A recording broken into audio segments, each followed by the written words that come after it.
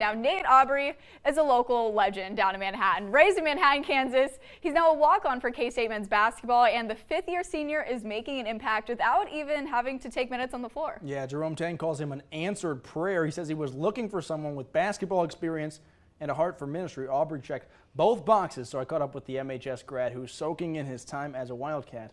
Here's our conversation. All right, Nate, thanks so much for your time, man. Let's start with this, man. You're playing Big 12 basketball in your hometown. What's that like for you? How did we end up here today? Yeah, no, it's a dream come true. Like you said, growing up here, watching K-State growing up, you know, it's something you always dream of. And honestly, I never knew I would be on this platform. Last year when Coach Tang got the job, I still had 1 year of eligibility because of COVID.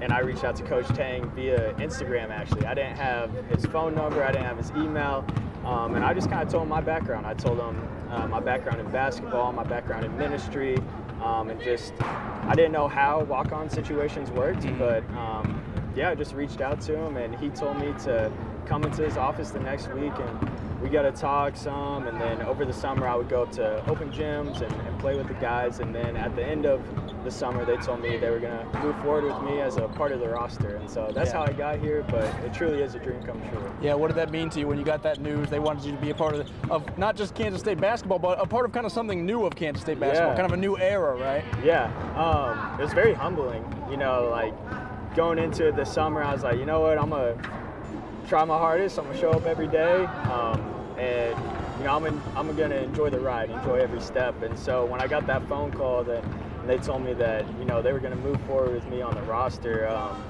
I was kind of, I want to say shocked, but in the moment I was like, whoa, this is actually happening. And so I told him thank you and just how thankful I was for the opportunity. And then once I hung up the phone, I started calling the friends and the family. And they were all super excited. So So Coach Tang told us about 20 minutes before we're doing this interview that he prayed for a guy like you. He didn't know it was you yet, but he prayed for someone like you with maybe a background in ministry and some basketball experience. Did you know that? Did he tell you that? And what does that mean that you were an answered prayer, basically? Yeah. No, so he didn't tell me that initially. Once I got on the team and we met, he told me that he had been praying for something like that, for someone like that.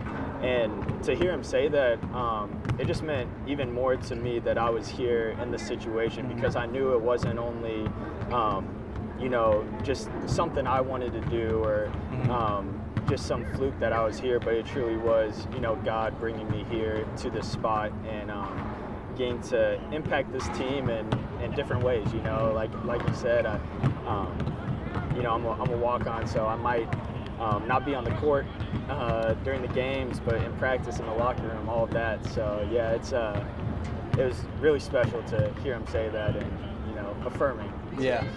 Sounds like your faith is kind of a big part of that impact that you hope to have on this team. Even if you're not putting up 20 points a night, you hope to have maybe even bigger impact than basketball. Tell me about that. Yeah, that's definitely, I think the reason God put on my heart to be here in the first place. I've played a lot of basketball, had success, had time being the guy, on the court, obviously at a lower level, but I just felt God tugging on my heart, telling me that, maybe I'm not done with basketball yet, and maybe he has more to do with it. And so, when I leave here, when I'm done here, I just want guys to know that I truly cared about them beyond the game of basketball. I do everything I can in my power to help us, win and succeed, but ultimately I just want to build relationships with the guys that go way beyond the game of basketball.